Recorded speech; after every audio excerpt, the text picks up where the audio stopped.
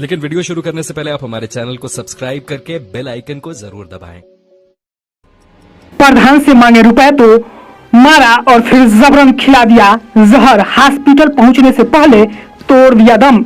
इंसानियत को शर्मसार कर देने वाली सनसनीखेज खबर सैटेलाइट न्यूज के हाथ लगी है, जिसने इंसानियत और खादी के उस खद्दर को खाक में मिला दिया है जिसे कभी गांधी ने चरखा चलाकर अंग्रेजों को भगाने और असहयोग आंदोलन में अंग्रेजों के खिलाफ इस्तेमाल किया था और सत्य, शांति, अहिंसा को अपना कंबल बनाया था। पर आज उसी के खादी को धारण करने वाले कैसे लोगों को बर्बाद कर देते हैं, कैसे इंसानियत और पद का दुरुपयोग करते हैं, इसकी जीती जागती बानगी निचलोल विकासखंड के सिमराना से सामने आई है, जिसने पूरे क्षेत्र में सनसनी फैला दिया है और सत्ता की रसूख के अंधेपन का प्रमाण पत्र प्रस्तुत कर दिया है। कहाँ थे वो? मेरे पापा घर पे थे, गए यहाँ उल्टी किए, नारी वहाँ उल्टी किए, फिर बाबू साहब के घर रोड पर वहाँ उल्टी करके सीधे चले गए निचलोल। कौन लेकर गए थे? मेरे भैया और मेरे चाचा। अच्छा, जब आपके पिताजी के साथ मारपीट हो रही थी तो आप वहाँ पे थे? जी सर। क्या देखे थे आपने? सर एकदम खाली उनको मारे, सब लोग उसको पीठ पर एकदम कद मार रहे थे और प्रधान खाली टंगनी पकड़ खींच रहा था और कह रहा था कि चल मेरे घर तुमको मार दूंगा। अच्छा पिला दिया। कौन? प्रधान। आप देखे थे बेटा? जी सर। आप वहाँ मौजूद थे? जी सर। क्या कहेंगे आप प्रदेश के मुख्य माननीय योगी जी से? तो उनको फांसी से कड़ी सजा मिलना चाहिए उनको।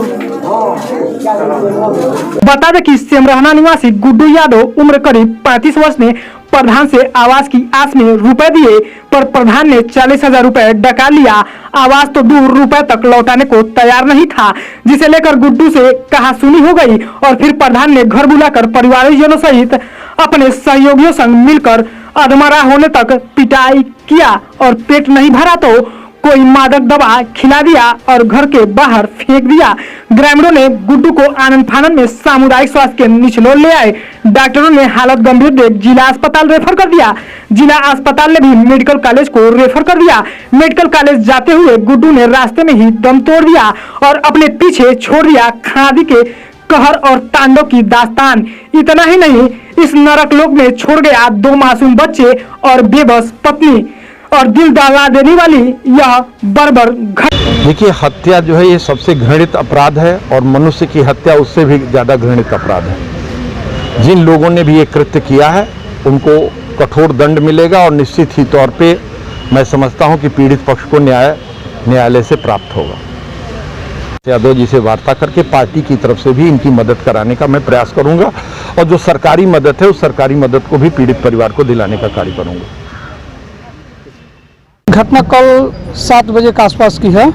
ग्राम प्रधान जो है उससे 40,000 रुपया कुछ दिन पहले ले लिए थे आवास के नाम पर, और शाम को जब मांगने गया तो उसको बनाने के बुरी तरह से मारे पीटे, लाठी डंडा, और उसका शरीर जो है सर दीवार में टकरा करके, और उसके बाद से अपने घर में एक कीटनाशक दवा कोई पिलाए हैं और हॉस्पिटल आया तो यहाँ टट्टी उट्टी कर दिया था। यहाँ डॉक्टर ने रिफ़र किया, महाराजगंज गया, वहाँ से भी वो रिफ़र हो गया और गोरखपुर गया, रास्ते में ही मतलब दम तोड़ दिया। उसमें थे राकेश चौहान उर्फ रामू, पार्वती देवी ग्राम प्रधान, सतशंकर पुत्र लुतुही, सुनील पुत्र सतशंकर, मनीष पुत्र सतशंकर, रामपत पुत्र झकरी और पारस पुत्र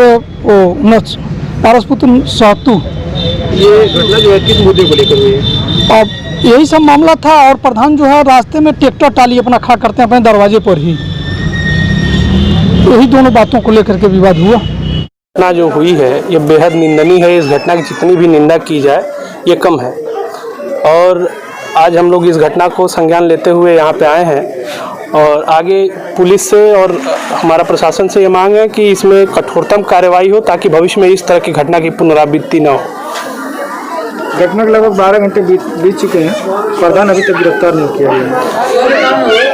ये निश्चित तौर पे पुलिस प्रशासन का अभी तक तो फेल्योर है, लेकिन अभी जब मैंने पता किया यहाँ संबंधित थाने पे तो पता चला कि 2 लोगों की गिरफ्तारी हुई है और यहाँ के एसओ ने अभी कहा है कि बहुत जल्दी हम जो है मुख्य आरोपियों को भी गिरफ्तार कर लेंगे। इस घटना पे हम लोग लगातार नज़र बनाए हुए हैं। ऊपर भी हमारी समाजवादी पार्टी के प्रदेश अध्यक्ष से बात हुई है और इस परिवार का हम लोग हर जो पीड़ित परिवार है इसका हर स्तर से मदद करेंगे और आगे से प्रशासन से और शासन के लोगों से ये मांग करेंगे कि इस तरह की घटना की पुनरावृत्ति कभी ना हो।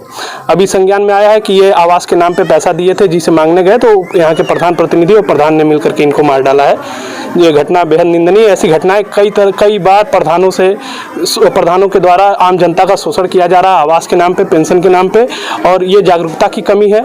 कहीं ना कहीं लोगों के अंदर जागरूकता नहीं है कि हम जो है कमीशन देकर के ये काम नहीं करा सकते। सरकार की जो नीतियां हैं उसमें भी कहीं ना कहीं कमी है, जिसकी वजह से ये इस तरह की घटनाएं घटित हो रही हैं। पीड़ित के घर में 2 छोटे छोटे नाबालिग बच्चे हैं, एक की उम्र 10 साल है और एक की 12 साल है। इनकी पढ़ाई लिखाई अब बाधित होगी। पढ़ाई लिखाई तक जहाँ तक सवाल है, हम आगे अपने राष्ट्रीय अध्यक्ष जी को इस मामले से अवगत कराएंगे और उम्मीद करते हैं कि इन्हें पढ़ाई लिखाई के साथ साथ आर्थिक व्यवस्था कुछ की जाएगी। हमारी पार्टी की तरफ से इनको कुछ आर्थिक सहयोग दिया जाएगा। जैसे कि अभी आपने बताया कि उसने आवास के लिए अपना पैसा दे रखा था प्रधान को, तो क्या उसका आवास बनवाया जाएगा आप लोगों द्वारा? अगर वो पात्रता की श्रेणी में आएंगे, हालांकि मैंने देखा है वो पात्रता की श्रेणी में आते हैं, उनका कच्चा मकान है, निश्चित तौर पे उनका आवास बनना चाहिए और हम इसके लिए संबंधित विभागों से भी बात करेंगे। और वो पात्रता के सभी नियमों को अगर के अनुपालन में है तो निश्चित तौर पे उनका आवास बनना चाहिए। हम इसके लिए मांग करेंगे, ऊपर भी अपनी मांग को लेकर के अवगत कराएंगे उच्च अधिकारियों को। अब जरा गौर करिए, महाराजगंज में मजदूरों की दास्तान और उनके हिम्मत से सत्ता की सनक पालने वाले जानवरों जैसी हरकत करने वाले नेताओं और उनके आवास और योजनाओं के नाम पर कैसे निचोड़ लेते हैं। इतना ही नहीं, शर्मसार तो उन अधिकारियों को भी होना चाहिए जो हर आवास के पीछे घूस वाली भ्रष्ट परंपरा को जन्म दे दिए हैं। क्या किसी अन्य का खून पानी की तरह बहाकर या लोग सुकून से अपने बच्चों का पालन कर पाएंगे? इसीलिए गांव का हर गरीब कहता है कि इनके वंश लंगड़े लूले पैदा होती हैं। यह तो रही आमजन के बीच की भड़ास, और मृतक का यह बयान सुन लीजिए बिना लाग लपेट और मेकअप के। राहुल प्रधान किलो में जौहर। हाँ, कौन खाती? पूरे परिवार खाते बचौले खाते, अपन पूरा परिवार बचौले खातिर हम अपन पूरा परिवार बचौले खाते। मरबो कहना है, मरबो कहना है। हाँ, मरबो कहना है। देख लो तो मुँह का काबो की देखी के मरना है कि नहीं? रामू प्रधान तक के मरना है, मरना है। हाँ, घर से ले जाके। हाँ,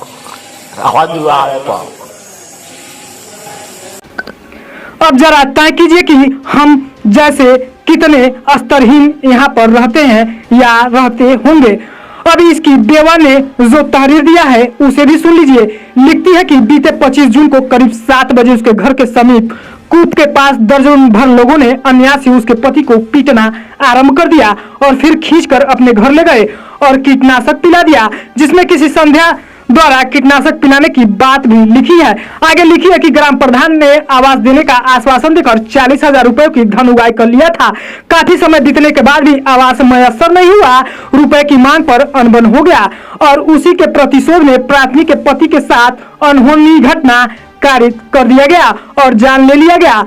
मामला ये घटना है, ये सब छोटे छोटे बच्चे हैं तो कमाएंगे नहीं तो कैसे पढ़ाई लिखाएगी। तो वह जात रहे काम पर तो भेटा गए रैया में तो कहना हमारे पैसा दो नहीं घर बनवा तो 40,000 रुपया दल आवास करती तो हमरा दुकानी पर का कर लो उठा कर ले जाकर ना घर में मार के ना दवाई पिया दिए लो, तब तो ना हल्ला करता ना जो धावे धावे तब तो भी नहीं जाई। कितना पैसा दी थी? 40,000 खेत दो 40,000 पूछ ली कि मर खेत बाकी नहीं बा। और इलेक्शन जितना तब के किस काम के 40,000 दिया गया? आवास के लिए। किनको दिया गया था? प्रधान के रामू के। मांगने पे क्या बोले प्रधान जी? मैंने कहले कि प्रधान जी कहीं पैसा दे दिए को मारे, उसमें कौन कौन सा नाम? संध्या आई, रामू हमें, सुनील हमें, मनीष हमें, सत्य हमें, पार्वती आई,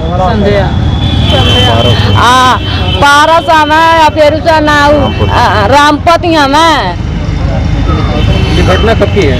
7 बजे टाइम में। शाम को? हाँ, शाम के 7 बजे। हमारे पापा को मुँह दिया ना, तब दौड़ल गई नहीं सभी। अब जरा सोचिए कि निरीह बेचारी और उसके 2 मासूम आज के इस वैज्ञानिक युग में भी अपने गांव के एक तुगलक के कैसे शिकार होते रहे, चिल्लाते रहे, चीखते रहे और समूचा गांव चुप्पी साध लिया। किसी ने नहीं इन्हें बचाने की कोशिश किया और किसी के अंदर इंसानियत नहीं जगी, किसी ने हिम्मत नहीं किया।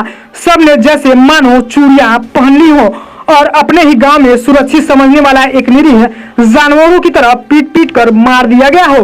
पत्नी और बच्चे मदद को चीखते रहे, चिल्लाते रहे, बेसुध होते रहे, पर जान चली गई, बच नहीं सकी।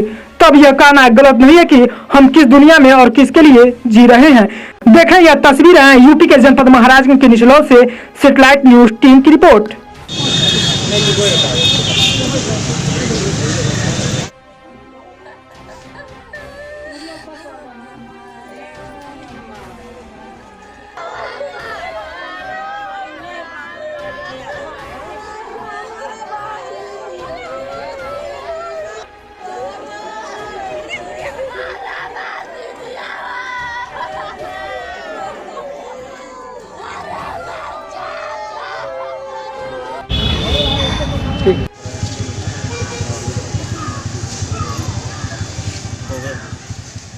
ले